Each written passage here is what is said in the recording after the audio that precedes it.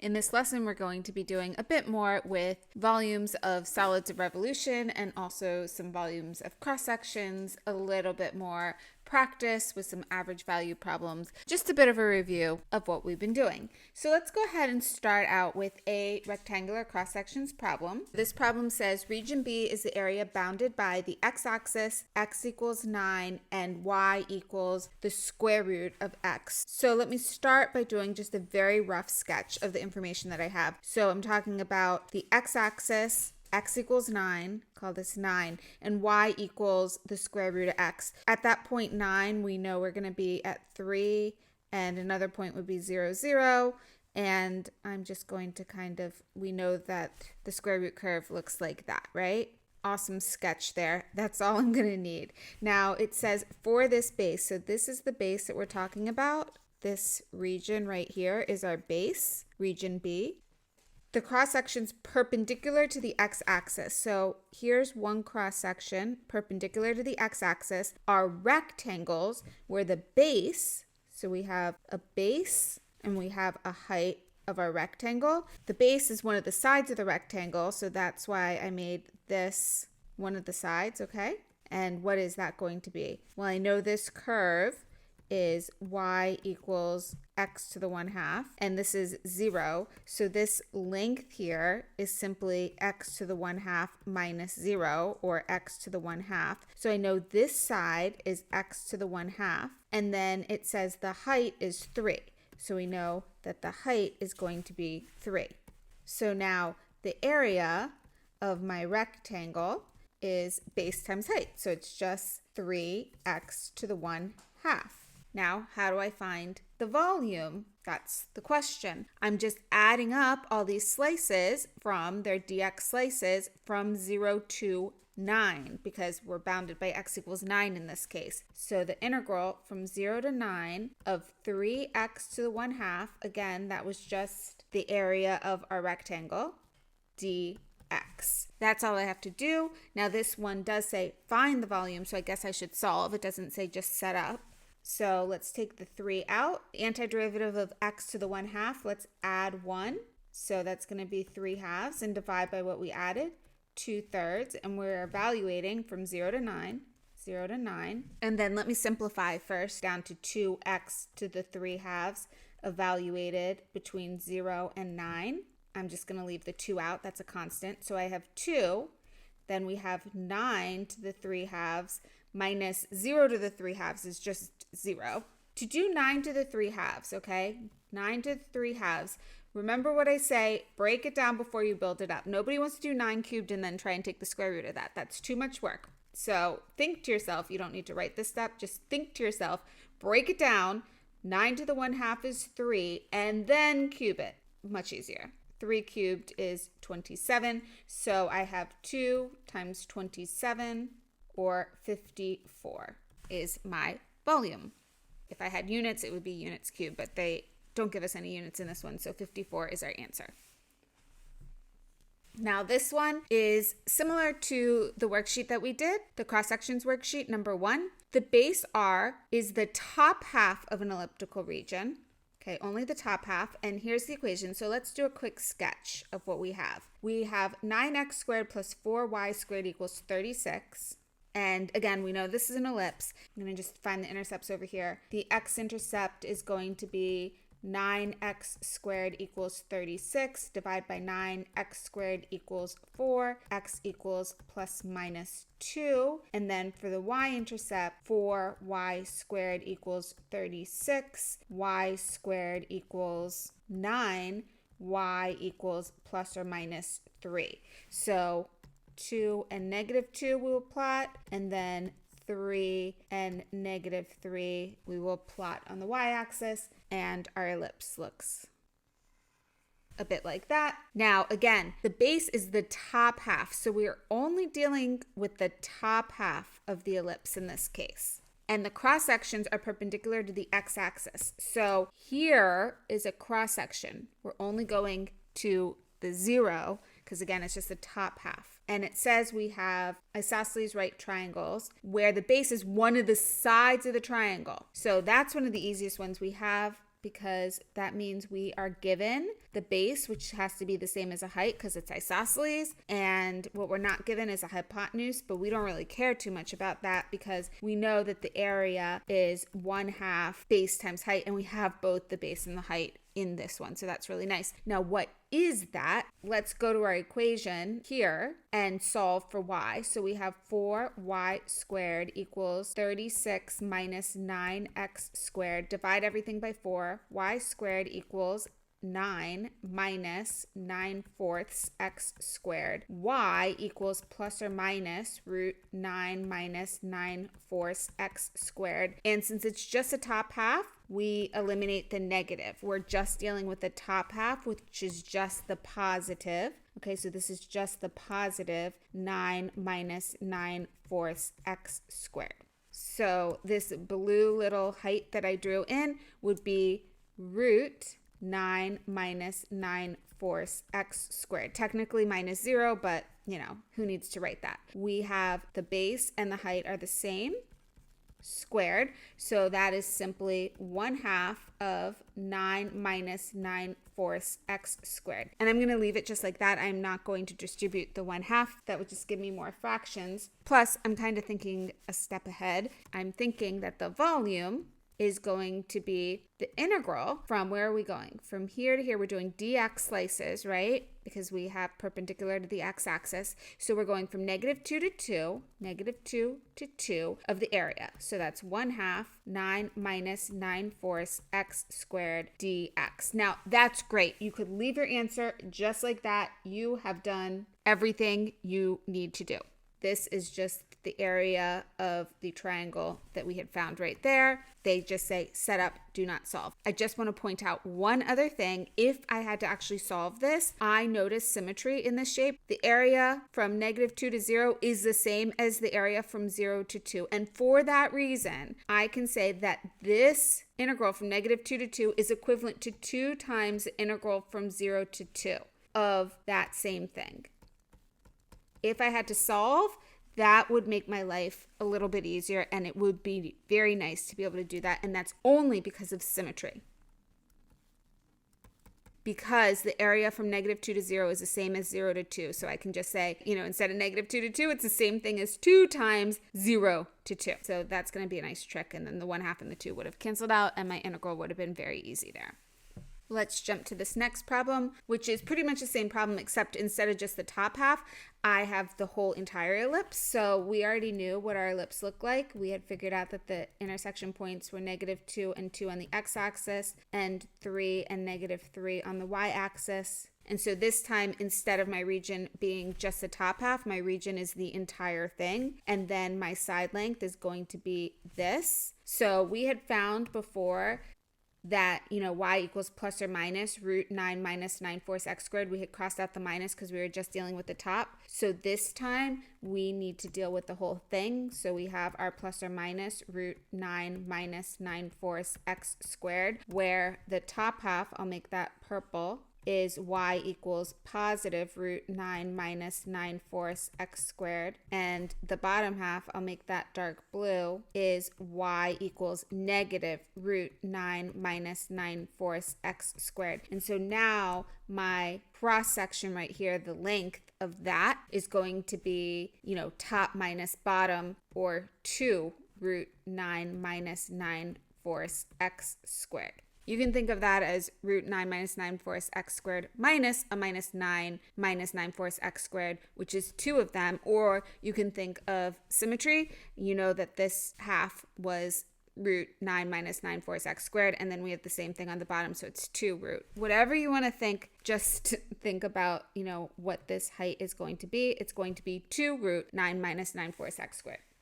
So now we have that same isosceles right triangle where the base is one of the sides of the triangle. So now we know this is 2 root 9 minus 9/4 x squared. So the area is 2 root 9 minus 9/4 x squared squared. Sorry, 1/2 of that, right? We have 1/2 base times height as the area of a triangle. So we have 1/2 times 4, because 2 squared is 4, and then the square root squared is just going to be itself. So I basically have 4 divided by 2, 2. 9 minus 9/4 x squared as the area of my isosceles right triangle there. So then if I want to find the volume, that is going to be our area. We're doing dx slices, so we're going still from -2 to 2 of this area, where this part right here is the area of my triangle. Now, if you notice a symmetry, if you needed to actually solve this to make your life easier, again, we can say, the area from -2 to 0 is the same thing as the area from 0 to 2. Therefore, I could pull this 2 out. Instead of -2 to 2, make it 0 to 2 of this same integrand that we had before. Just noting that this 2 here is because of symmetry. Okay, let's move along. Again, I just remixed a problem from your worksheet. So on the worksheet, we saw the same problem, but we had slices perpendicular to the x-axis instead of the y-axis. In this one, I want perpendicular, and I wrote x-axis, but I want this to be y-axis. So here we go. So we have a parabolic region bounded by y equals x squared and y equals 1. So this is going to be 1, and then you know that these points are going to be -1 and 1. How do I know that? Because I know that -1 squared is 1 and 1 squared is 1. Basically, I want to know, how do I get a 1 out here? I mean, if it was harder, you would have to solve it out, but this one's pretty easy, right? X equals plus or minus 1 as your intersection points.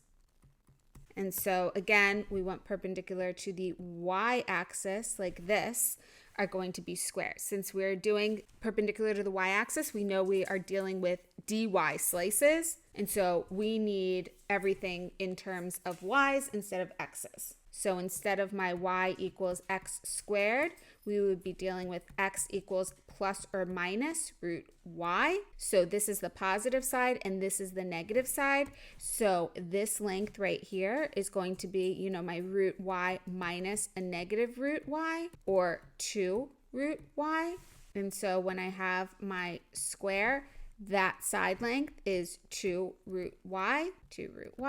And so the area of my square is going to be 2 root y squared. 2 squared is 4. Root y squared is just y. So my area is going to be 4y. So my volume, I'm doing dy, so I'm adding them up from 0 to 1. Volume is 0 to 1 of this 4y dy.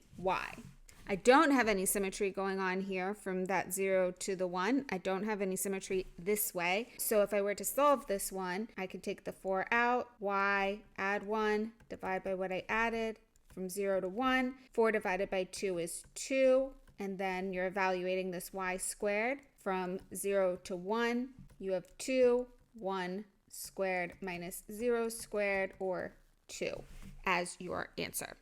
Let's go ahead and just compare this to if I was doing perpendicular to the x-axis. Just for comparison, I want to point something out. So let me just rewrite this so that I have a little bit more room. All right, I'm back. So let's look at the same problem bounded by y equals x squared and y equals 1. So again, we know our points here, 1, -1. And now let's do our cross sections perpendicular to the x-axis. So in this case, this height is just top minus bottom, 1 minus x squared. And so that's going to be the side length of our square. Our area is simply 1 minus x squared.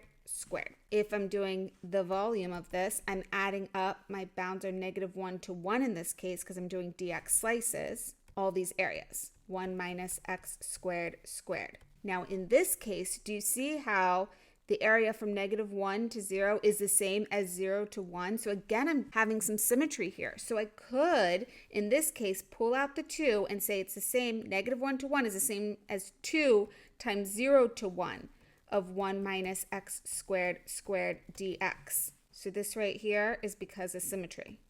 And now if I'm solving this guy, if anybody tries to do any weird unchaining, I'm going to be really mad. To solve this guy, you should multiply it all out. So let me just do that up here. 2 integral from 0 to 1. FOIL that. We're literally doing 1 minus x squared times 1 minus x squared, right? And so we have 1 minus 2x squared plus x to the 4th as our last term dx, and then take the antiderivative. So leave that 2 hanging out. The antiderivative of 1 is x, minus, add 1, so we have 2/3 x cubed, plus 1/5 x to the 5th, from 0 to 1. So I'm going to have 2 times 1 minus 2/3 plus 1/5.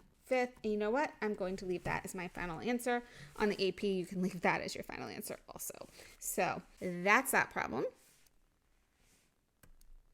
Now, we saw in the worksheet this, and what does this represent? I just want to break it down for you. This is saying that y is bounded below by x squared. So it's bounded below by x squared, and above by y equals 1. So it is the region between x squared and 1. So it's literally just that. So what you're doing is you're graphing here y equals x squared, and you know that's the bottom one because it says it, and you're graphing above y equals 1, and you know that's the top one because it said it. All right, and this is just whatever region is between the two. So that's how you break that down. Let's move on to an average value problem. Find the average value of this function. Now we know that f average is 1 over b minus a, integral from a to b of f of x dx, where a and b are my bounds, and I have them as 0 and 2 in this case. So I have 1 over 2 minus 0, integral from 0 to 2 of 2x over 1 plus x squared dx. To solve this, this obviously looks like a u-sub type problem where I think that my baby is going to be this guy right here. So let's try that out. U equals 1 plus x squared. Our du then is 2x dx. Hey, look at how nice that is. It's just sitting there for us, isn't it? So let me just break this apart so it's a little easier to see. 1/2, 0 to 2. I have the 1 over 1 plus x squared, and then I have the times 2x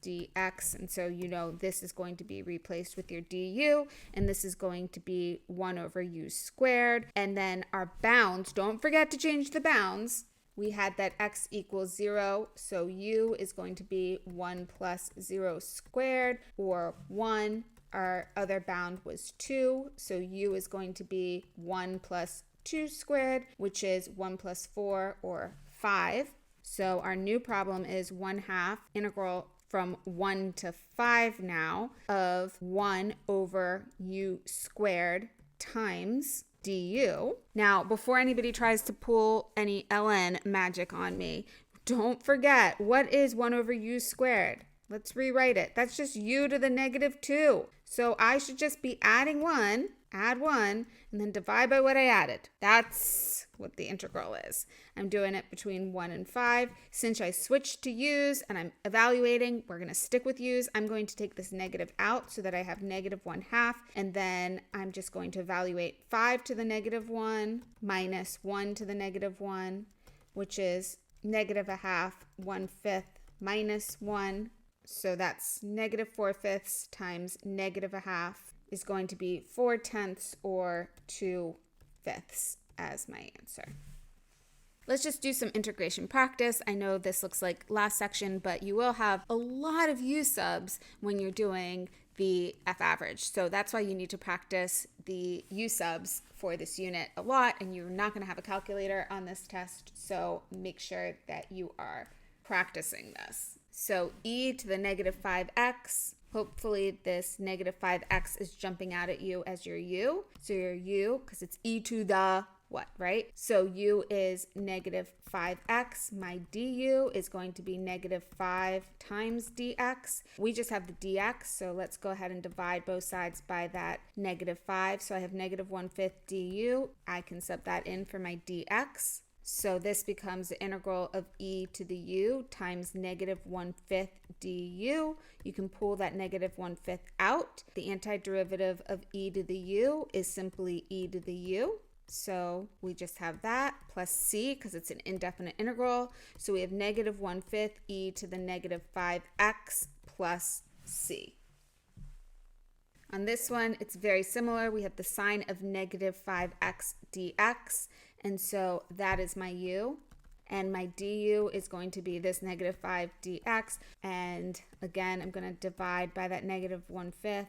And so I have the integral of sine u times negative 1/5 du. Pull that negative 1/5 out. The antiderivative of sine is negative cosine. And if you forget if it's positive or negative, just do the derivative. The derivative of cosine is a bad sign, negative sign. Don't forget, so that's why you need the negative here, plus c. So we have a negative times a negative, 1/5 cosine negative 5x plus c.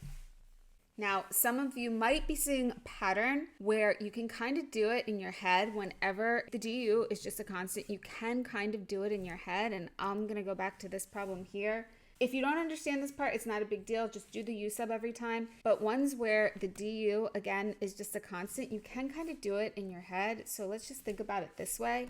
I'm saying that the derivative of e to the what is e to the negative 5x. That's what this problem is saying, right? The antiderivative of e to the negative 5x dx is the same thing as asking yourself the derivative of what is e to the negative 5x. So let's just think about what's the derivative. What if it was just e to the negative 5x? You know it's going to be something like that. The derivative of e to the negative 5x is e to the negative 5x times 5. But we just wanted to get to e to the negative 5x. So you're kind of thinking to yourself, you want to undo this. You would be dividing by that negative 1/5 because that's what you want to undo. Again, if you can do that kind of in your head, cool. If you can't, write out the u sub. It doesn't really matter, okay? But I know that some of you might be picking up on the pattern, and that's why I pulled these two problems to show you. And then I'm doing one more that's kind of the same, and you might be able to un-u sub this in your head. If you can, great. If you can't, no big deal. Then just write it. I'm going to do it the long way. So u is pi over 12x, right? Because it's a sign of that. So du is going to be pi over 12 dx. But I just have a d, I don't know why I wrote a dt. I meant to write dx, right? So we're going to have to divide both sides by pi over 12. That's the same thing as multiplying both sides by 12 over pi. So 12 over pi du is equal to dx. So my problem becomes the antiderivative of sine u times 12 over pi du. Let's take the 12 over pi out. The antiderivative of sine u is negative cosine u plus c because it's an indefinite integral. So we can take out that negative, negative 12 over pi cosine pi over 12x plus c. That's my answer. Now, if you were able to do that one in your head, this kind you cannot just simply do in your head. If the u, in this case the u is x to the 5th, then our du is 5x to the 4th dx, and so it's not just a constant. In this one, you see that we have an x to the 4th dx, so we want to get rid of that 5, so let's divide both sides by that 5. So 1/5 du is going to be subbed in for this x to the 4th dx. So pretty much I have the integral sine u for the x to the 4th dx. I'm going to sub in this 1/5 du. Let's take out that 1/5. The antiderivative of sine u is negative cosine u plus c. So my answer is negative 1/5 cosine x to the 5th plus c. Okay, we're getting close to the end here. On this one, it looks so similar to the problem I just did, almost identical. But notice what this is asking. This is asking for the derivative of the antiderivative. Hopefully that's screaming out in your head, FTC, the derivative of the antiderivative brings me back to the function itself. And then I need to look at my bound. So this is the only bound with a variable in it. This is going to obviously drop off because the derivative of a constant is going to be 0. And so we just plug it in and then chain it. So plug it in wherever you see a t. So we have x squared to the 4th sine x squared to the 5th times, you got to chain it. So the derivative of x squared is 2x, and that was because I'm chaining it. So I suggest that you just leave your answer like this, unsimplified, so that you don't make any mistakes. In your own Pear Deck, please go ahead and answer these last follow-up questions with your major takeaway, how this lesson felt, what was most challenging, what was easiest, and what questions that you might still have. And that's it for this lesson. Bye.